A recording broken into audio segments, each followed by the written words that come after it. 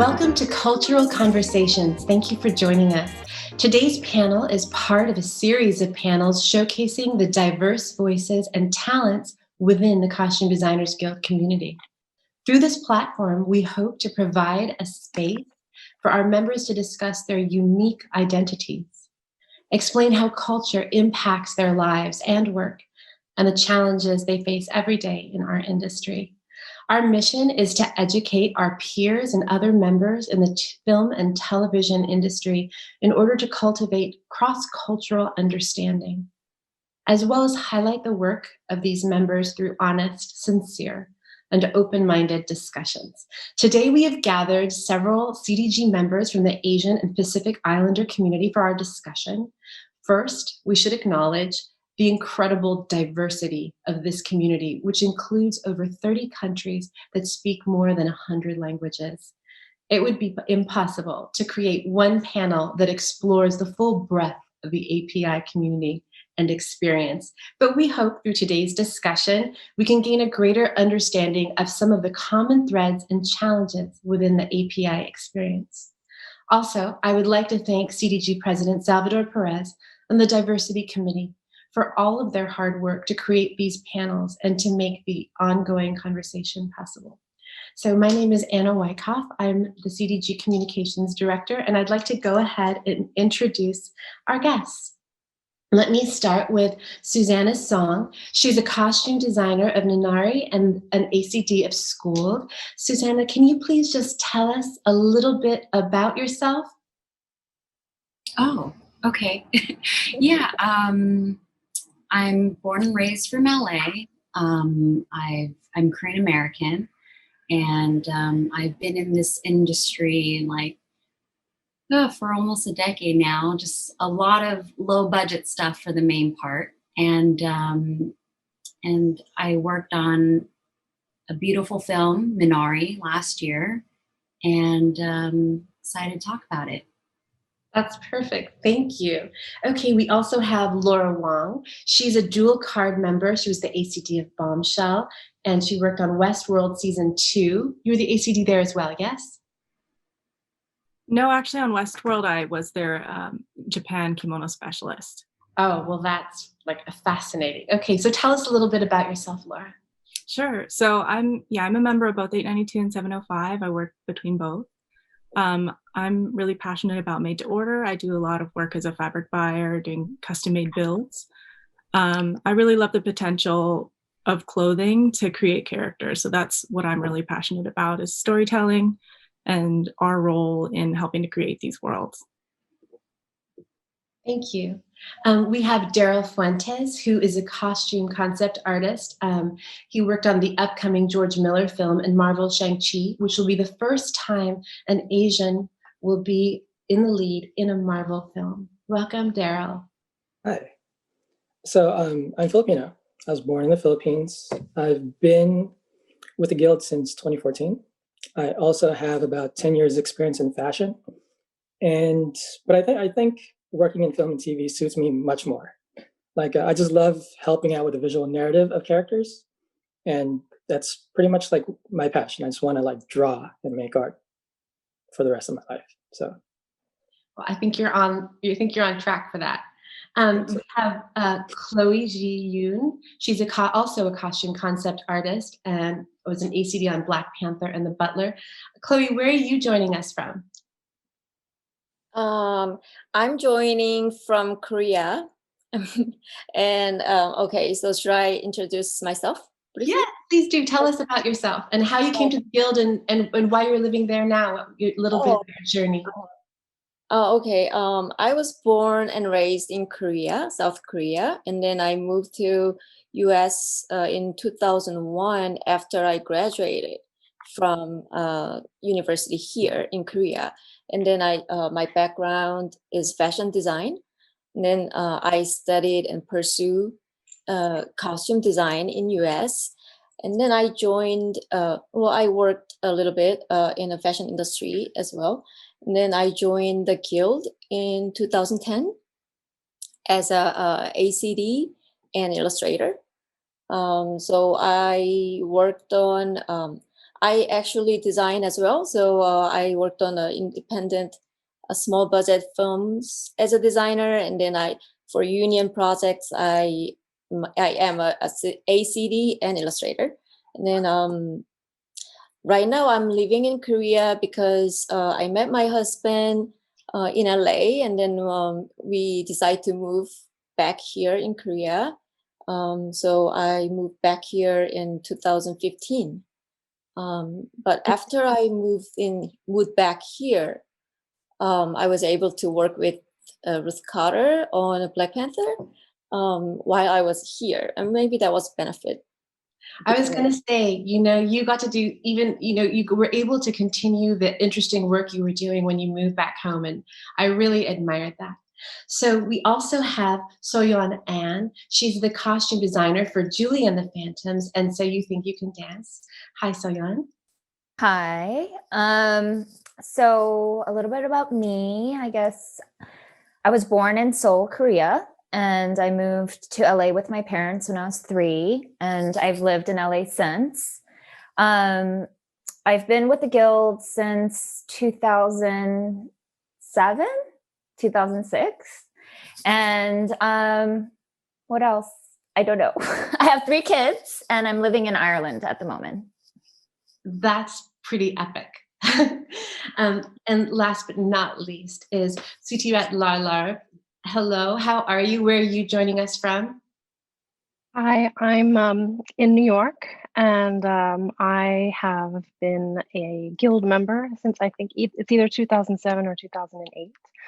And I started my career in theater, and simultaneously was balancing that with a beginning of working in film, but in the art department, working in theater as a costume designer. And at some point, my costume design training melded over into my film work. And so I've been working in film, television, and theater since the late 90s. And how did I not mention that you were the costume designer of Slumdog Millionaire and the upcoming Bond film, which is still upcoming, No Time to Die? That's all true. Yeah. So I'll say that I'm half Filipino and half Caucasian, and I came to the United States when I was 3. I was born in Manila, and it's very interesting just because I've always kind of approached conversations of race as being an other, and so getting to have a conversation specifically about the communities that I've been on the edges of my whole life, I am just so honored and I find incredibly fascinating. So I'm going to just jump right in and ask, Soyeon, was your family supportive of you going into costume design? Honestly, they laughed at my face when I told them I wanted to go into fashion design. So my whole story is I really love the arts, and I fell in love with fashion design, and I went to college to study that major. And while I was there, I was very close with the Career Center, and I had to pay my way through college because my parents didn't support me. As you know, they laughed at me and kind of got serious and said, you're joking. And I was like, no. And they're like, but you're supposed to be our doctor or lawyer, very stereotypical. But, I think I really disappointed them because I think, as an immigrant family, their vision of a successful career was something in law or in medicine. And, so I went into fashion design. They didn't even know about costume design until I invited them to a tour that I designed. And, they, even then, I don't think they fully understood what I did. They're like, that's a great show. But I was trying to explain that I designed the clothes that everyone on stage is wearing. And I think,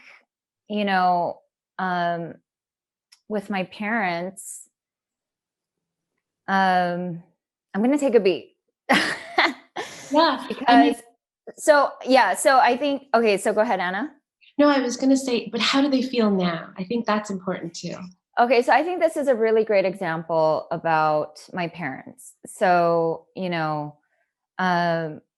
when I won my first Emmy, it was at the Staples Center, and between the award show and the governor's ball, I drove to K-Town to my parents' shop because I was really proud of myself, and I wanted them to be proud of me because we didn't communicate for so many years because they thought I was just shooting the shit and not really doing anything with my life because they didn't understand what my career choice was.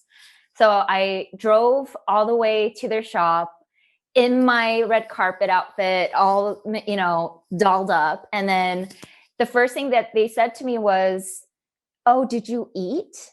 And I was like, "Yeah," and I was like, "But, I just came here because I wanted to show you my award. I'm so excited," and then they're like, okay, that's fine. But like, why are you dressed like that? You need to cover up more. Like, that's so inappropriate. And I was like, okay, but and then I was like, but I just want, and then they're like, okay, so do you have a job now? And I was like, okay, I'm just going to go. I'll see you later, And then that following year, I got written up on the Korean Times, for my second Emmy. And that's when they realized the importance of the award that I wanted to show them last year. And then also, that I had a real career that they can be proud of and that they can be proud of me, so. But it's amazing that you were able to make that transition because, some people, in our community are just at the beginning of that conversation. And so I think it's really encouraging to see, even with steadfast Asian parents, that, their change is possible. Sutirat, can you add to this? About your family being supportive? Yeah, similarly to what Soyanan just said, I definitely went through a period, transitioning from high school into young adulthood, where the choice of following a path into the arts was looked on with skepticism. Mostly, I think, because of my parents' own immigrant story. As specifically my father, who had come from quite a poor upbringing in Thailand. Um, I think my mom was always a little bit more sort of had a more kind of cosmopolitan outlook and understood the need for me to follow a path that would make me happy. But for my father, survival as an immigrant in America was key to how he would then feel how we should be raised as children. So to make a choice after being given opportunities in education and a life that he didn't have growing up in Thailand in his situation, he couldn't understand why I would willingly choose something that never really guaranteed survival, economic survival or otherwise. So he was sort of flummoxed by this decision. So we had quite a contentious time of it in that period. But once I got into graduate school, kind of did well in college, and I think had some kind of outside affirmation of these things from people he would respected in my education. He started to come around a little bit, but it was a very long haul of it. And unfortunately, he passed away right in my final year of graduate school. So he wasn't able to see how my career blossomed after that. But I think he would have been proud. Oh, yes, I'm sure. But I think that both those stories are so encouraging, especially for somebody who's just starting out. It can feel overwhelming to be up against, years of tradition and a certain way of thinking about something. I'd love to move on to the idea. It seems that in recent years, we've made some strides in Asian representation on the screen. How has this impacted you? And do you feel that similar strides in representation are being made behind the camera? Daryl, can you talk about this? I could, yeah. So I think heroes are important. Like when Chadwick Boseman became Black Panther, it was more than the role. He became like a hero to his community. When we watch Simu Liu become Shang-Chi next year, he's going to be a hero. When Awkwafina received the Golden Globes and all her accolades for the farewell, we accept her as a hero to the community. And it's important not just for inspiration, but I think it's also very important the fact that heroes help stabilize the emotional health in the community. Because when we look at them and then they look like us, it just feels good. It's not like something you have to really think about. So the more heroes, the better. And I do think we're making progress, but the more the better. Oh, I think that that's such a beautiful idea to contextualize it that way. Susanna, can you please speak to this?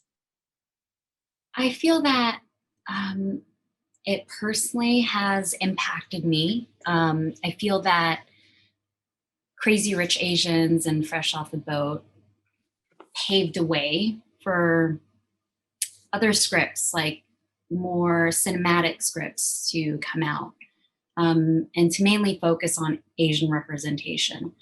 I costume designed a film last year, Minari, and it's about a Korean immigrant family, and the principal actors are Korean, all Korean. The producer, director, production designer, editor, like, it was a very proud moment for us. And it was a huge step in our community. And I'm really proud to be a part of it.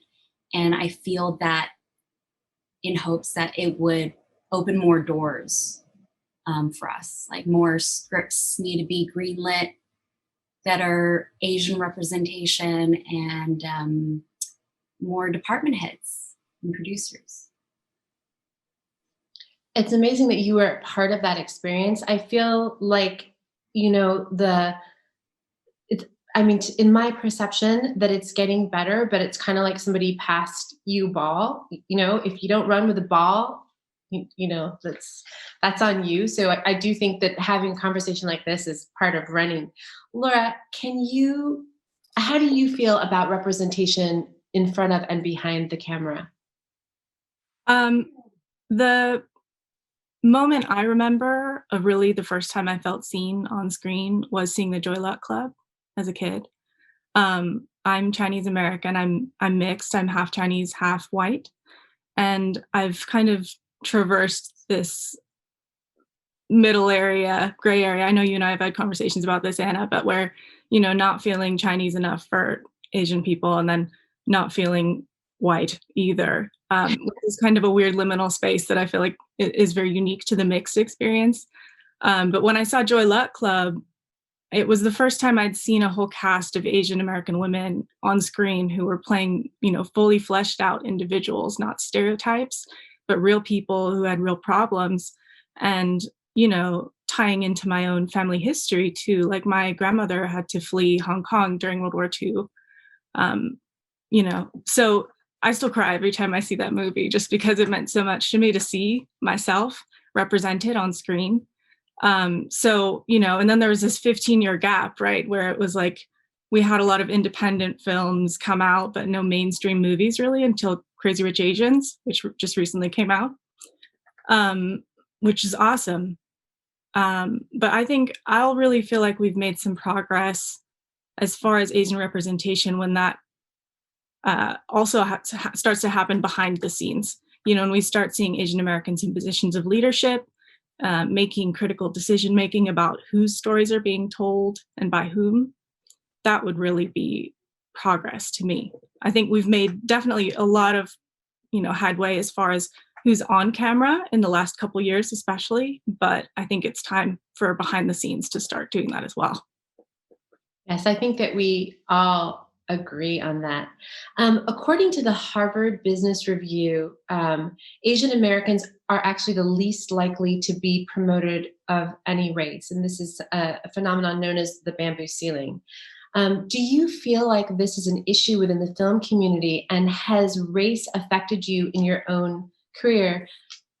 So-Yeon, may you talk about this a little bit?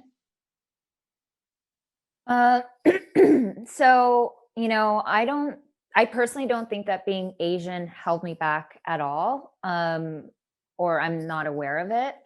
I feel like I've had a very nice, career in terms of, where I'm at today from where I began. But, I was actually contemplating if I should share this story, but since it is like, an Asian panel and it was an experience that I had in a workplace, I felt like,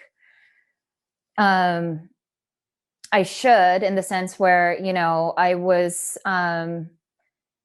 just for awareness, and, I was working on a show and, there was a producer that I worked very closely with, and, he would come by my department, and it was early on in my career. I was still in my 20s trying to find my own voice.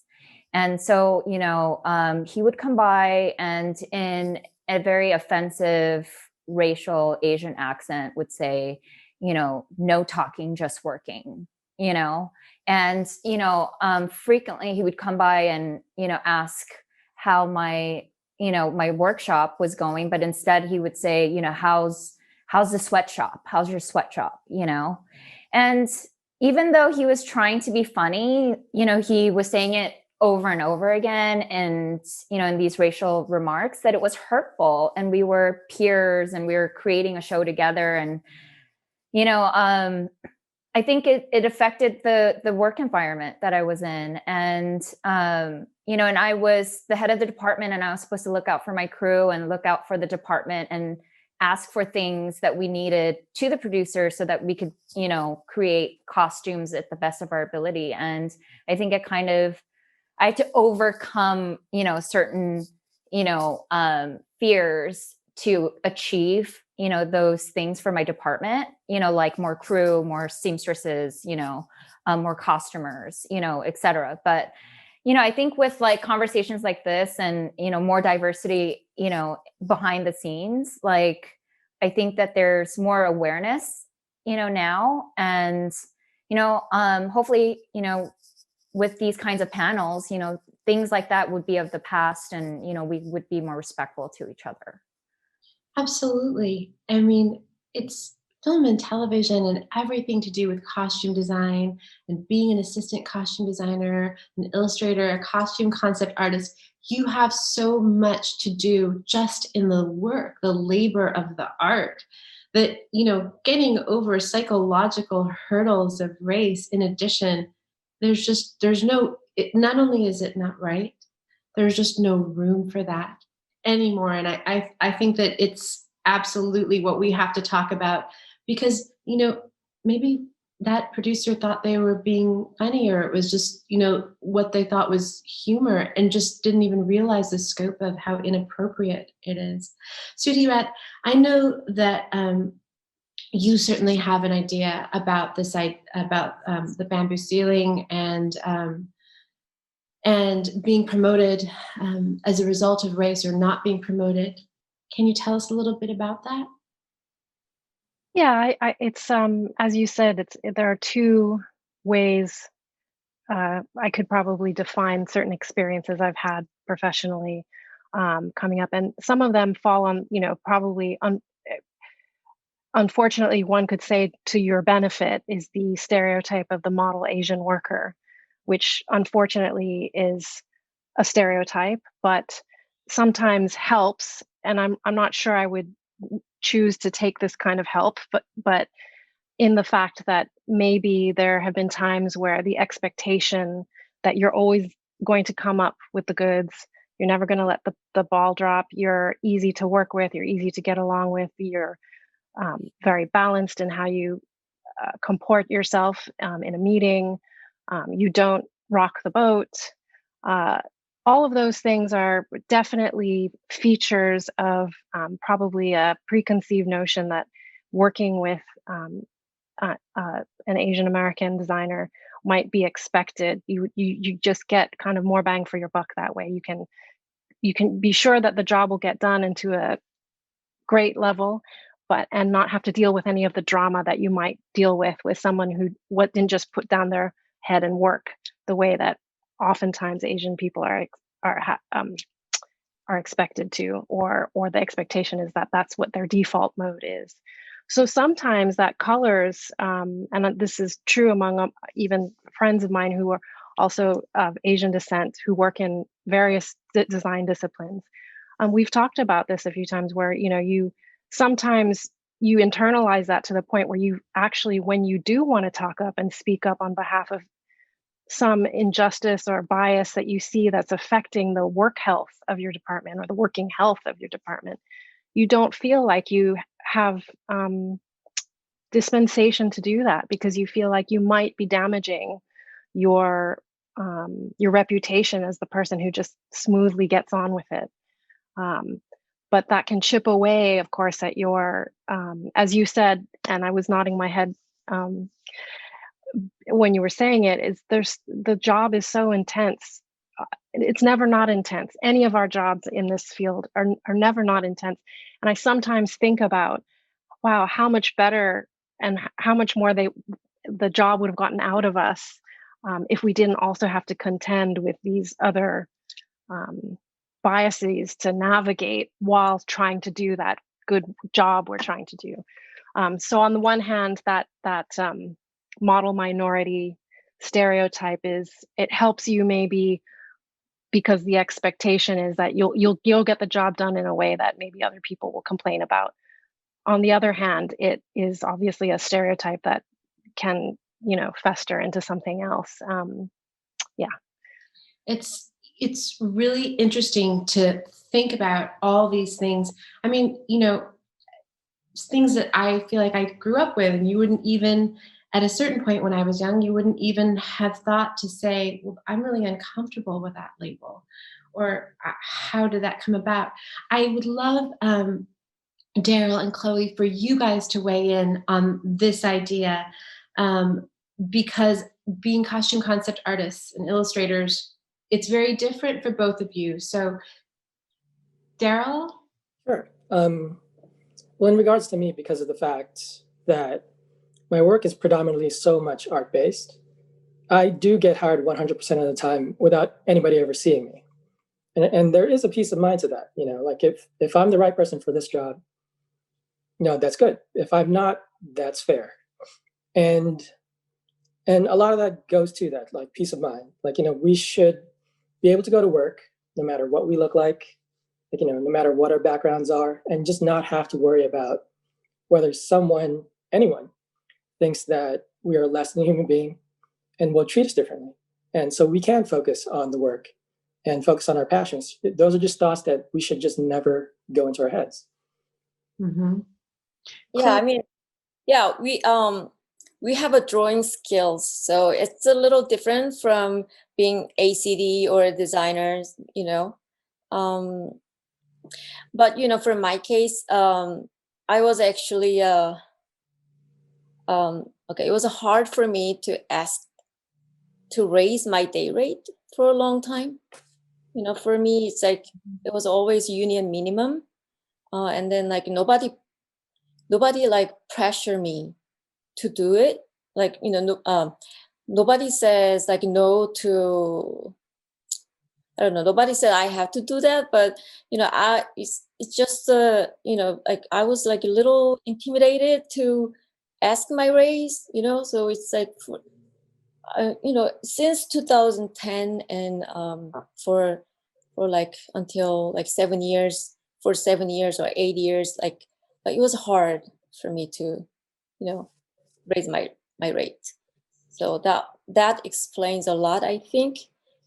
So it wasn't I don't know, like my skill set is like that low, or like I work really hard too. So and then I actually give more work, like give more time to work, for people, for designers, to get better results. But so it was always like that. And, I think it's really admirable that you can be honest, Chloe, because I think it's a really hard thing to do, to say that it was hard to negotiate that. So, I mean, we really appreciate that honesty, because having that and knowing that other people, who are listening might be able to take comfort that, a very successful concept artist and illustrator, could have had that hurdle. I think that that's encouraging because, you certainly, you're on the other side of that. And it's something that you navigated, a difficulty that you navigated. According to an independent study by one of our members, it found that in the last 20 years, among 62 films and television projects with an Asian setting, theme, or prominent Asian characters, only a handful had a costume designer of Asian descent. Why do you think that Asian designers are not being hired to design projects about their communities on larger projects? Who would like to answer this? Daryl, yes.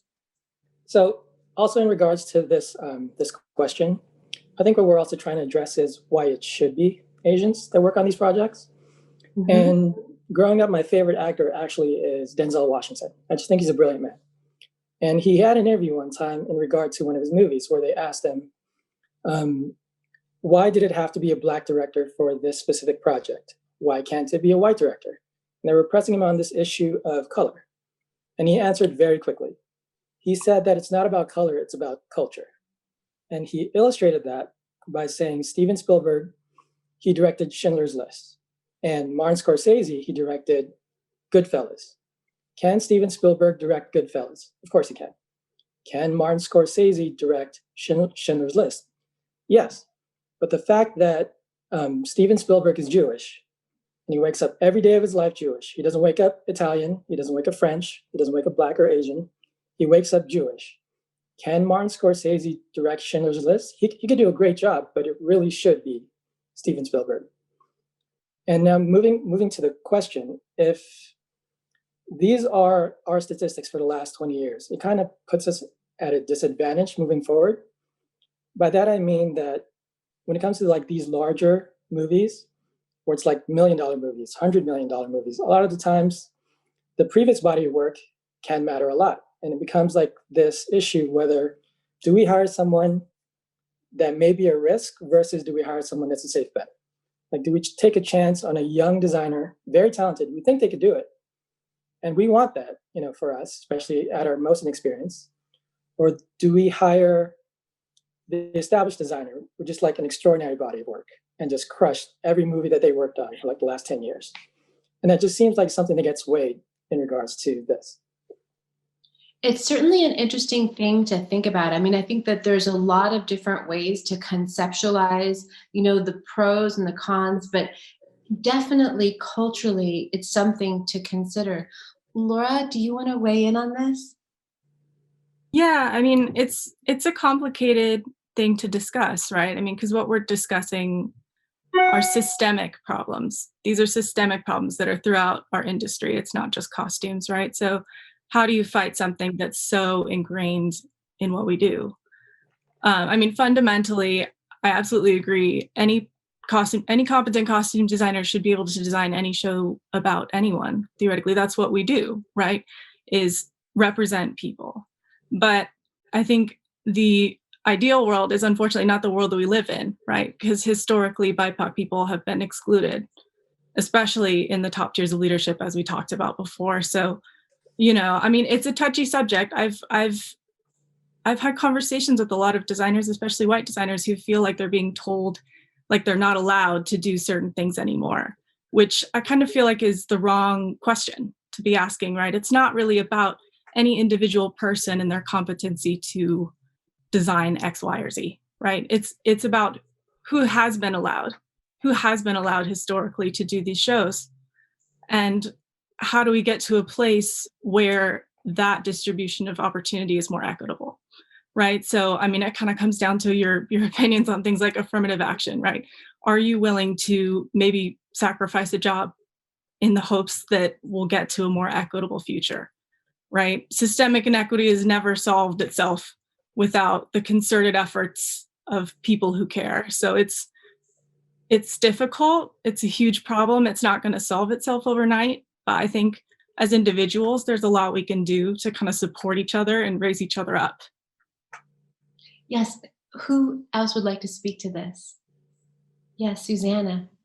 I think we just need to make a shout out of like an awareness to these producers and directors that are hiring costume designers, and let them know that, I get it.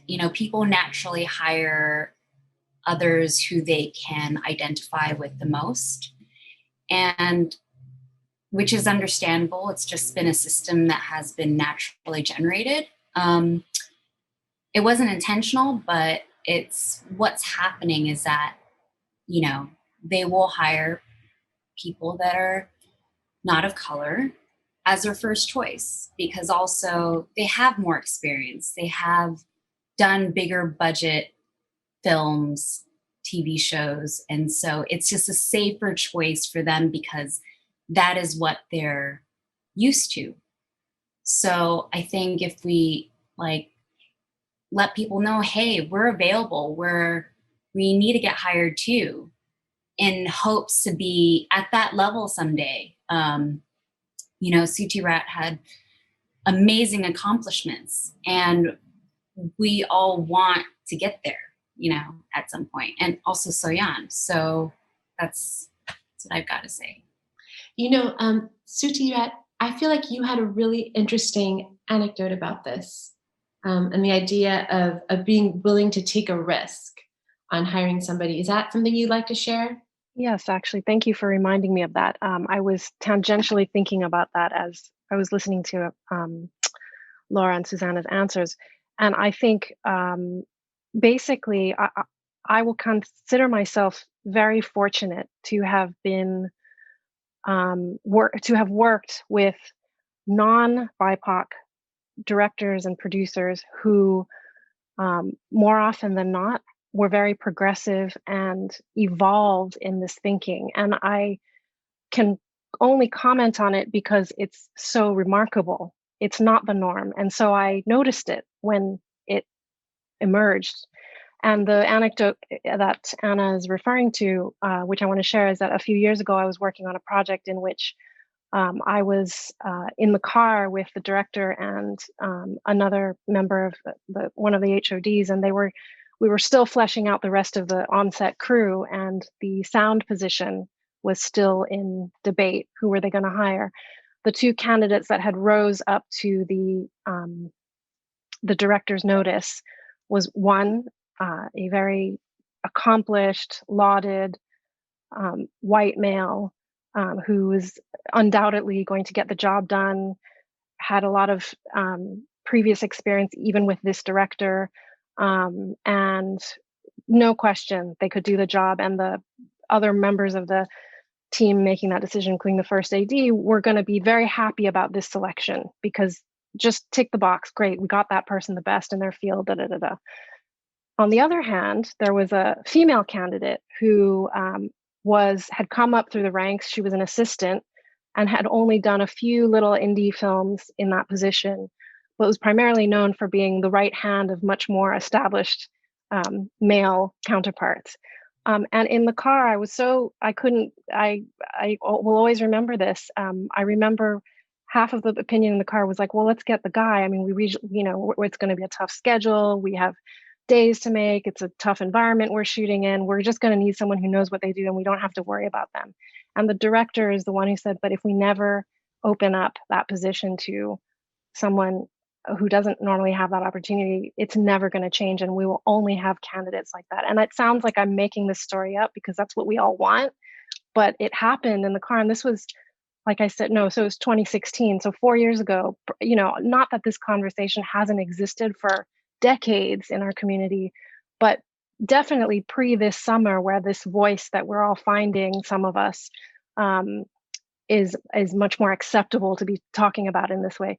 4 years ago, for that director to have felt that way and to say it and sort of kind of close the book on that discussion by hiring the female, and she got the opportunity, and it was, she was, I think, quite nervous in the beginning and maybe felt a little out of her depth at times, but she rose to the occasion and surpassed her expectations, and her life and career has changed because of that opportunity, that somebody decided the risk was worth taking to make the field better and to make film better. So, well, I really appreciate you sharing that, Surya, because it's easy to focus on the negative, and you have to be heartened by positive things that happen, and and want for more of those. And I think that any kind of conversation and awareness is what paves the future for those kinds of things. So Yan, I see you wanted to say something. I just felt like I should share another story based on what everyone's saying, like Susanna with her earlier answer to a question, and with giving people a chance with what Sudhirat's saying. So I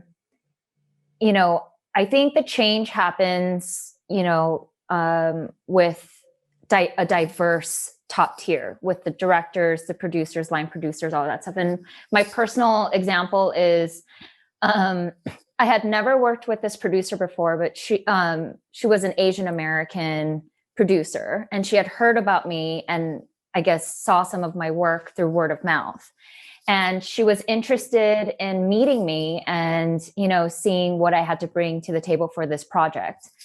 They were also interviewing 3 other candidates. And, she really liked my perspective on what I could bring to the show, and, how I would dress all the different characters. But I think there was like this connection of, she understood, culturally what I would bring to the table for this particular project, and then also, the vision, and then, and then also the work ethic, so I felt like I had a champion fighting for me on a top tier level to get that job, even though I had to obviously be weighed out by 3 other designers. And, I had to do all the work. I had to create my mood boards. I had to do a presentation. I had multiple meetings with executives and the director and everything. But at the end of the day, I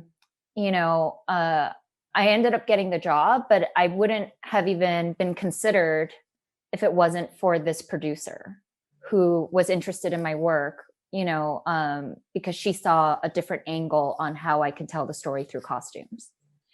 Isn't it amazing? I feel like, probably every single one of us has a person, or can think of a person, like without that person, reaching out, reaching down, opening their arms out and just embracing you and what you have to offer, and being willing to take a risk. Without that, nobody can really move forward in the film industry. We're such a community, and it's very heartening to hear those kinds of stories. I want to talk about representation and stereotyping, especially since as costume designers and assistant costume designers, concept artists and illustrators, you are in the initial part of a creative idea, and what you create is represented to audiences worldwide. It's actually extremely powerful, and has a lot of responsibility, I think, attached to it. Does anyone want to speak to how they combat ideas of stereotyping in costume design, specifically in the costumes? Yes, Chloe. I think stereotypes are kind of fun and useful in film storytelling. But, my problem about a stereotype is that people use wrong or a very cliche representation. So, for example, in Black Panther, there was a Korean woman in the fish market in Busan, and she, her costume was great because I did the costume, so the costume was perfect. But then her accent was not near the Korean. She wasn't even. We felt all the Korean people, Korean audience in Korea, they who saw the film, they felt that she was not Korean. So that's kind of That was really odd. And then another example, in Memoirs Geisha, you know, the actresses, the main actresses, they're like not even Japanese, they were like Chinese. And that time I've heard that in China, the Chinese were very offended by that, and they wanted to boycott the movie, The Memoirs Geisha. So that that kind of stuff, you know. And even for the role, people make those stereotypes, like, you know, if you're Asians, you know, Eastern Asians, they're all same, you know, like, you know, they don't really care who's Japanese, who's Chinese, who's Korean. So that, you know, even very like actresses are really important, but then they make that kind of mistakes. They will make a lot of mistakes on costumes as well. So so my point is, when we create stereotypes or some, you know, we have to do deep research, I think, and then really study and then understand the culture and the costume history and stuff. And then that way we don't respect the other culture or people, you know. So for like, if we have trouble getting the research done, then, you know, like if you I think, no, if you have some trouble to get the research or something, then, you know, we should collaborate. You know, there are some other designers out there, you know, in Asian countries, and you guys can like approach or something and collaborate. So that'll be my suggestion. Yes, absolutely. I think, you know, you have experts on military history, you know, you have experts on this certain aspect of this war. Why not draw upon the huge expertise of the community? One thing I feel like I have to point out as due diligence is, of course, in every part of the costume design process, and in filmmaking in general, we're dealing with such a truncated time frame that you are trying to use any possibility that you have to propel the narrative forward in this extremely short period of time. But I think that what we're saying as a community, and the diversity panel is saying as a larger community, is there are certainly some things that have been used in the past that are not appropriate and really need to be reconsidered. Laura, yes? Yeah, I was going to say, I mean, I guess the good news is that the more like overtly racist kind of stereotypes that we've seen in the past, you know, like the Mickey Rooney moments, I feel like the public's appetite for that sort of thing has really, luckily, decreased. You know, we're not seeing so much of that anymore. So really what we're talking about today is more about nuance, right? It's the more subtler forms of misrepresentation that are a little bit harder to put your finger on if you're not as familiar. Sometimes, like I know recently there was an article that came out, I'm sorry, I can't remember the source, but it was a whole list of Asian kind of sidekick characters in shows that are happening right now that basically don't speak, you know, or have very minimal dialogue.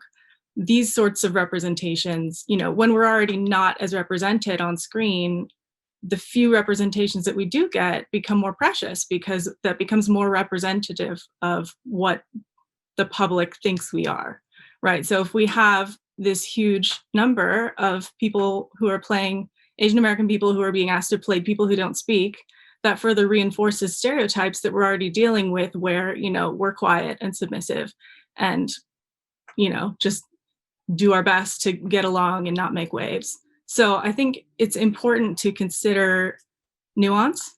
It's important to consider what we're saying through our work. I know we don't write it, I know we don't direct it, but we do have a lot to say because, you know, the famous quote where you know so much about someone the minute they walk in the room just based on what they're wearing. There's a lot that we can do to kind of prevent some of these misrepresentations.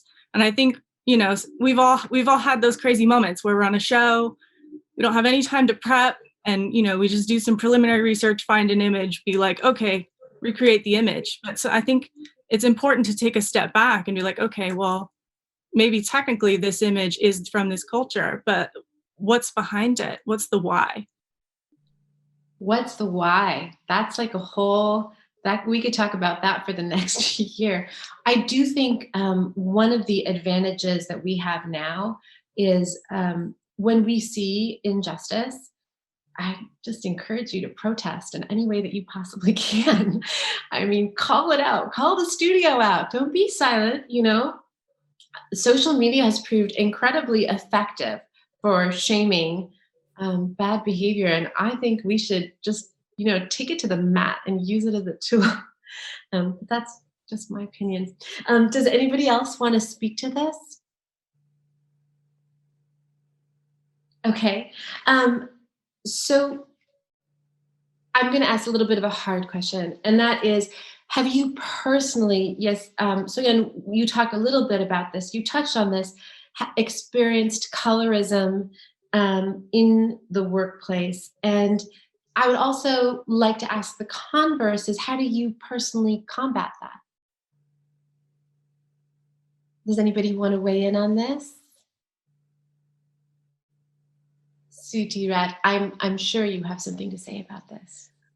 So I definitely not. I'm not sure that it was geared towards me, but I'm very aware of not just any kind of bias or behavior that's rooted in bias, not just towards people of Asian descent, but of course across the BIPOC community. I've been in very uncomfortable situations where I know that a Black colleague of mine or a Hispanic colleague of mine is being treated differently based on the color of their skin. Um, and certain aspects of colorism definitely play into that. The lighter the tone of the skin, and I put myself in this category, you know, as a mixed race person, I have a lighter countenance. Um, I know that working in Asian countries, there's also a built-in kind of colorism that happens. We even within the culture. I remember at times when I was working in India, the kind of, you know, coming back to the hotel every day, and you know, some of the staff would comment on me getting darker and darker every day, and why was I allowing that to happen to myself? You know, didn't I want to be as perfect as the rest of the English crew? You know, and so, some of that kind of those statements, which kind of you're kind of shocked when someone says that to you. You're like, no, I love a tan, but you know, I'm not sure that I'm not sure how it would have affected my career. I can't think of moments in my personal career, but I've definitely observed how it might play into how people treat other people of other BIPOC uh, people on the BIPOC spectrum. That I definitely feel like the lighter cohorts are maybe treated with a more favorable or more serious respect than otherwise. And I can see it, and it's not a nice thing, and it's not it's a lame way of even putting it. It's not a nice thing. It's disheartening at times. And I think the other thing is we, as you were just saying prior to this question, you know, we should take the opportunity to call out things now. I think I wanted to agree with that. It's not easy, and everybody has to weigh their own situation against the prevailing feeling of the situation and the time that we're in and the job that you're in. But I feel this summer and the conversations that have been arising more loudly, if you're going to ever be someone who speaks out, now is absolutely the time to do it without the kind of same fear of repercussion. I think people, right-minded people, are more willing than they have been to actually examine how they've either helped certain bad behaviors endure in our industry, how they may have contributed, or how they've stood by and let things happen, including people of Asian descent. You know, we have to definitely examine our own contribution to how we want to be perceived and how we want to make things better for ourselves. And it's something that I definitely struggle with. You don't, I think where I am in my career right now, I feel a lot better about being able to stand up and speak for people who are not necessarily going to have that voice for themselves in an earlier part of their career, and to try and help that along. So I kind of got off the topic of your question a bit, but anyways, yeah, sorry. I think it's really important to consider, we're affected by what we take in around us. And those things absolutely can be hurtful, even on behalf of somebody else, to see those injustices. It's definitely deeply affecting, and it's up to the individual about what you feel you can champion or stand up for. I think one of the things, like, I'd love, Soyeon, for you to speak about your hiring practice, because these are things you and Susanna, these are things that we can do which are very positive, because I know that you have a very, you try to hire a very diverse crew. Soyeon. Okay. So, for me, my hiring process is, I look at people's bodies of work, so they, either share all their resume, and then I go and see what they did. And then when we do an in-person interview, they share, some of their visual photographs that they might have, or I like to look at their Instagram page to see what kinds of wardrobe styles that they like to gravitate towards. But, I like to hire based on the person's skill set and their talent and what they have to bring, to the project. Every project is so different, and the team that I have varies based on the project, but I like to keep the same crew. I like to work with, people that get my vision and, my aesthetic, but also, my work ethic and the way that I work. But depending on the size of the project, I either hire more or I have to, reduce. But, I've been very fortunate that my crew has been diverse. But it was never where I was trying to fill, a slot. It wasn't like I need to hire a Latino person and an Asian person and a Black person and a white person and a gay person, and you know what I mean? Like, it was never like a quota. It was just literally, coming in for the interview, and we just hit it off, and we had the same vision, and they saw and they had a beautiful vision for the project, and their contribution was, great. And that's kind of how I hire people, is based on what they can bring to the team. I think it's pretty exciting that the way that conversation happens now, so much can be through media, and you can kind of get a sense of a person. I also love that this concept of diversity. I mean, of course, you're not trying to fill a quota, but I feel like in the costume design community and everything that supports it, it's easy. I don't know if it's easier for us to be open, but there's a lot of opportunity if you're willing to be open. And I think that if you're willing to kind of open your mind and maybe not hire the person that you're accustomed to, there are opportunities that you can, kind of expand your comfort level even going forward. Susanna, I would love for you to talk about colorism. Oh, did I? Soyeon, please finish your thought. Oh, sorry, just really quick to, add to that. I think when you have a diverse team, it really creates dimension, like it adds dimension to the department.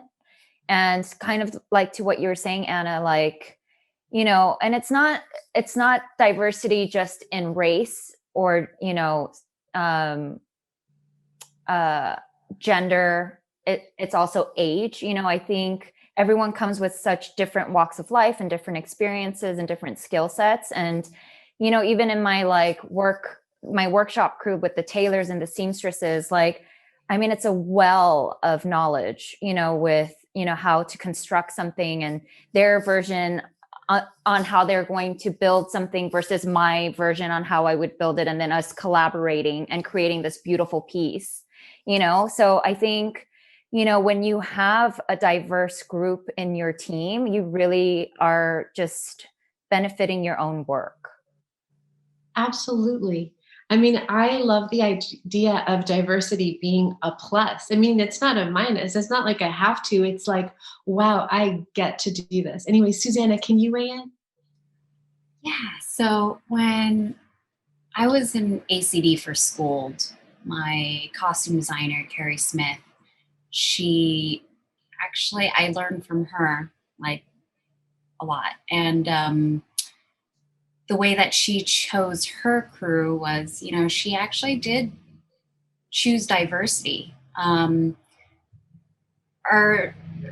show was very diverse and it was very harmonious.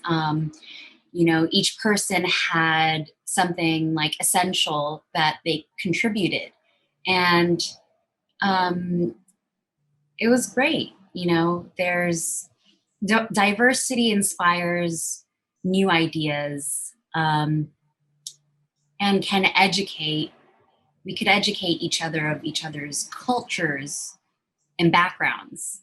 And, I haven't really left my bubble of California as much. And so I don't know a lot of Middle America or so much of the East Coast. And because our crew is so diverse, in the Goldbergs and Schooled, I actually learned a lot from them. And as a costume designer, dressing people with diverse backgrounds, I think is essential, because isn't it our jobs to be in the footsteps of our characters and to know them and to character build them? It's very essential to costume design. Oh my gosh, Susanna, I'm actually writing that down, in the footsteps of our characters. That was such a great phrase. Absolutely. So I want to open this up to you all. Is there something that you would like to speak about that you feel that we haven't touched upon, regarding your experience as part of this community, about seeking representation in the future? Do we have any thoughts regarding that? Laura, oh, yes? Soyan. Oh, you want, okay, Laura, go ahead. Sorry.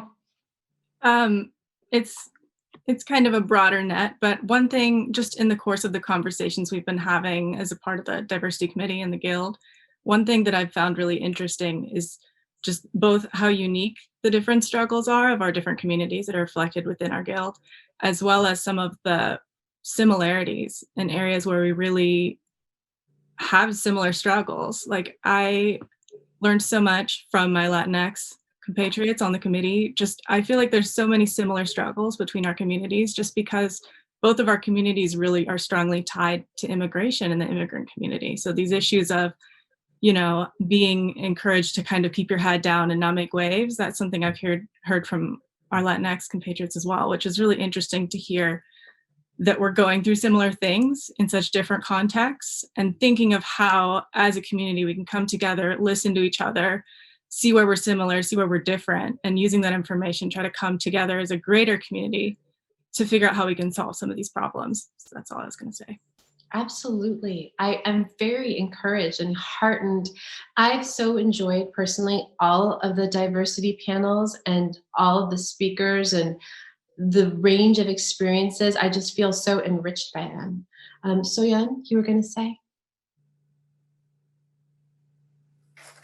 I guess it's what I hope for, for the future. And, for me, I think that we need to tap into the education system. And, as a costume designer in this guild, I know that as much as we're all here as Asian American representatives of the guild, there isn't a lot of us, and I think a lot of it has to do with I can only speak for myself and my experience. And, you know, my parents being immigrants, they would never pursue the arts as a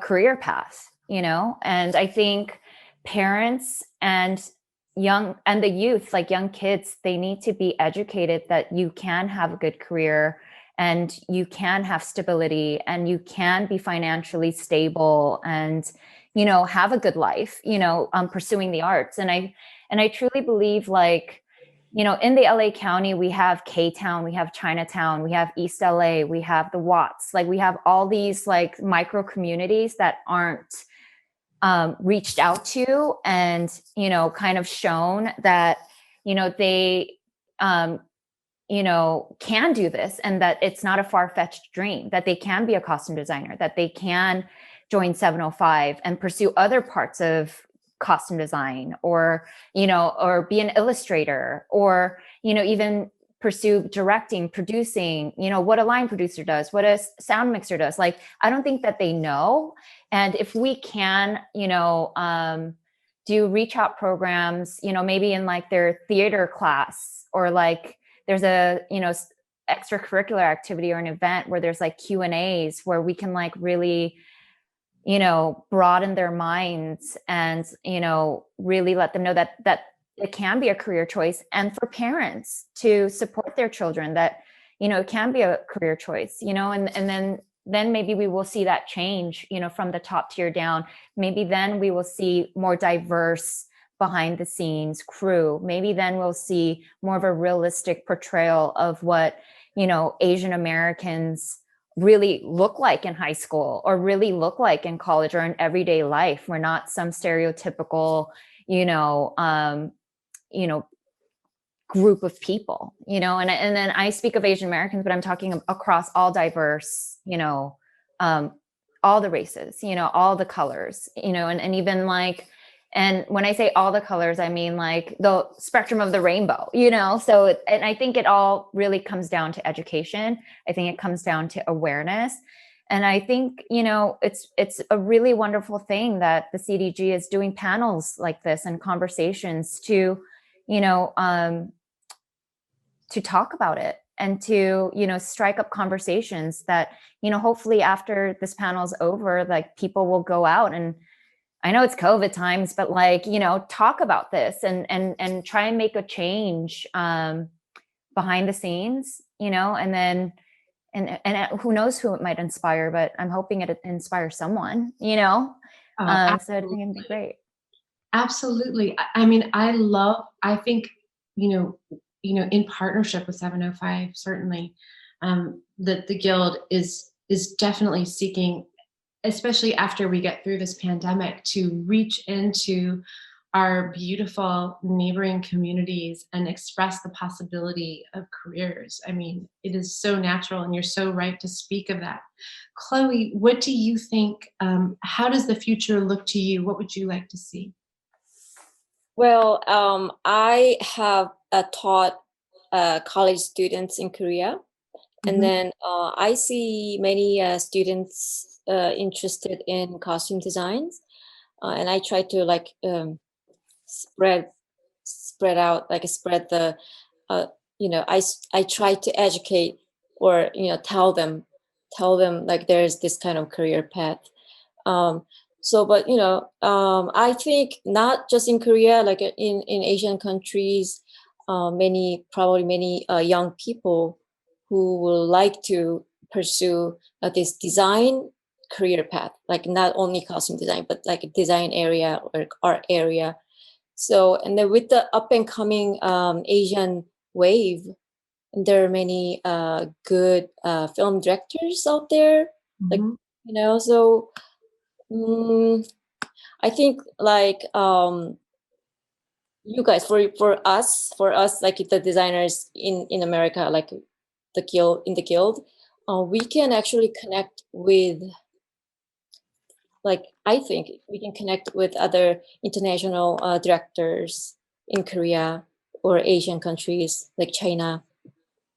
We can work with internationally. Like, I hope there are many possibilities, like in the future. So I'm just going to say, so from Soyeon, we have our immediate community here.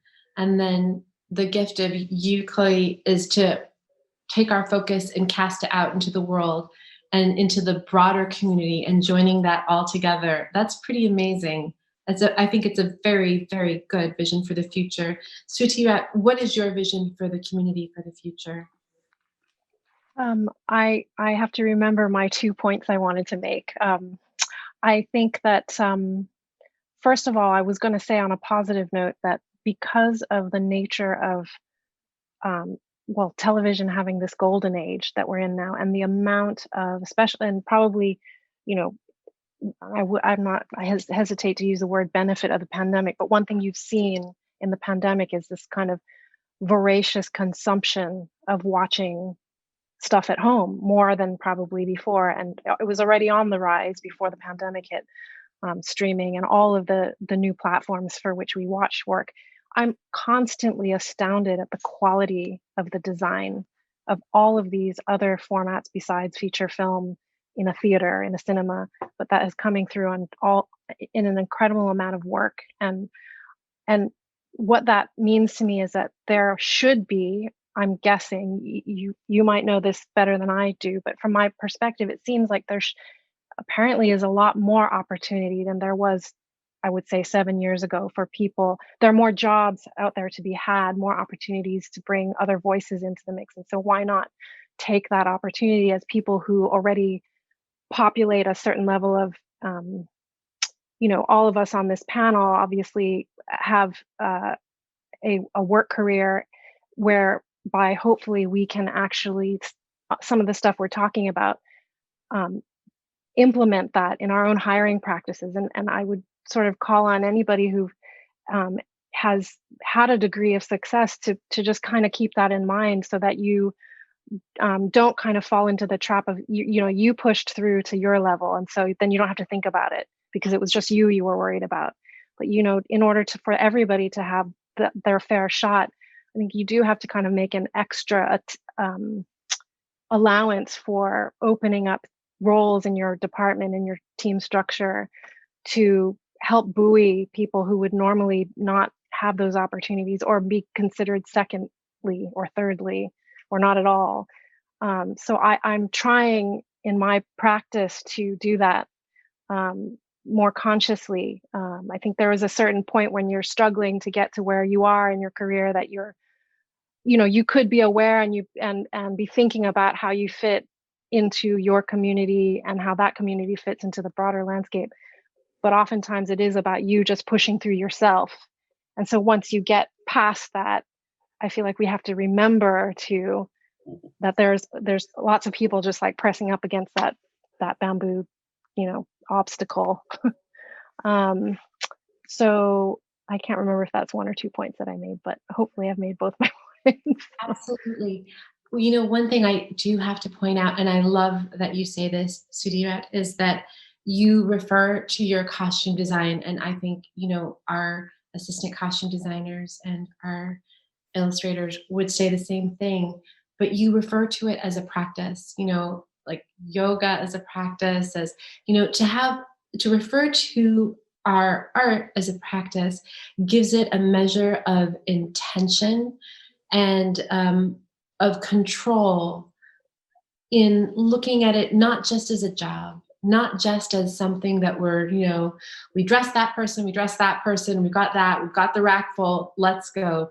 But to have it as a practice, to take it more into an intellectual, conscious, I think is a really beautiful way to move forward. Daryl, I will ask you that to close. What would you like to see for the community for the future? So I wrote something for this, so please bear with me. I hope for more opportunity for us all, but I also hope we are the right ones for those opportunities, so there isn't a shadow of a doubt how gifted and talented we are. We often say preparation meets opportunity, but that's a hard concept to grasp until it happens to you. When all our hard work coincides with opportunities that will effectively change our lives. For this synergy to happen, we need to be the best versions of ourselves. Very often, we are what we think and what we do when no one is looking. And it's in these solitary moments as artists and designers, we have to strive to be better in our trade crafts. In addition to that, we also need to exercise our human attributes. Attributes such as kindness, making decisions based on courage instead of our fears, and carry ourselves with dignity and respect. And this best versions of ourselves will be ready for whatever comes our way and whatever projects we tackle for the whole world to see. That is my hope. Oh, thank you, Daryl. Thank you so much for that thought. great. I also want to thank all of you for coming and being vulnerable. And I want to thank everyone who has worked on these diversity panels and been panelists, because I've learned so much. And I think even today, some of these notions of our diversity being a plus, of our diversity being an inspiration, of looking for education, for looking to draw in our immediate community while also being aware of our place in the global community. I think these are things that we can, take to heart and move forward with. I'd like to thank the Costume Designers Guild for this opportunity. Thank you all. Thank you, Anna. Thank you, Thank you, Anna. Anna. Thank you, Anna. Break.